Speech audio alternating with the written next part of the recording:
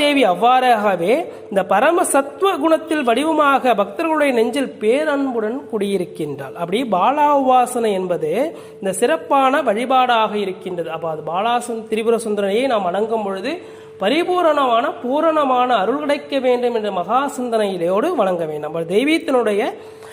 தெய்வத்தினுடைய பாசத்தையும் தன்னுடைய உள்ளத்தில் இருக்கக்கூடிய சுத்தத்தையும் ஒன்றிணைக்கக்கூடிய வழியாக இந்த வழிபாடு இருக்கின்றது. அப்படி முக்தியினுடைய பயணத்தின் முதற்கட்டத்தினுடைய சந்திப்பாக இருக்கின்றாள். அப்படி இந்த கவசத்தினுடைய நோக்கம் என்னன்னு பார்த்தாக்க, கவசம் என்ற சொல் என்னன்னாக்கா காத்தல் என்று சொல்றோம். அந்த காத்தல்னா பாதுகாப்பு என்று பொருள் தரும். அந்த ஆன்மீகத்தில் இந்த பக்தனுடைய உடலையும் மனதையும் ஆன்மாவையும் இந்த தீமைகளிலிருந்து இந்த பரமசக்தி எப்படி பாதுகாக்குது? நம்முடைய உடலை பாதுகாக்க வேண்டும், தன்னுடைய உள்ளத்தை பாதுகாக்க வேண்டும்.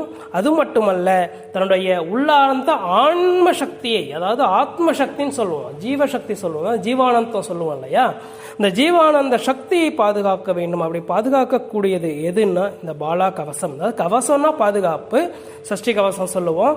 அது மாதிரி இந்த பாலா கவசம் தன்னுடைய உள்ளார்ந்த உணர்வாக இருக்கக்கூடிய ஜீவ ஆத்மாக்களை பாதுகாக்கின்றது, தன்னுடைய உடலை பாதுகாக்கின்றது. அது எப்படியெல்லாம் பாதுகாக்குன்னு அதை சொல்றாங்க. அப்படி அந்த தேவி அவரை அனைத்து புறங்களிலும் பாதுகாத்து போன்ற அமைப்பு தான் இந்த ஸ்தோத்திரம். வேதாந்தத்தில் கூறப்படுகின்றது. இது அங்கஸ்ஞானம் சொல்வோம்.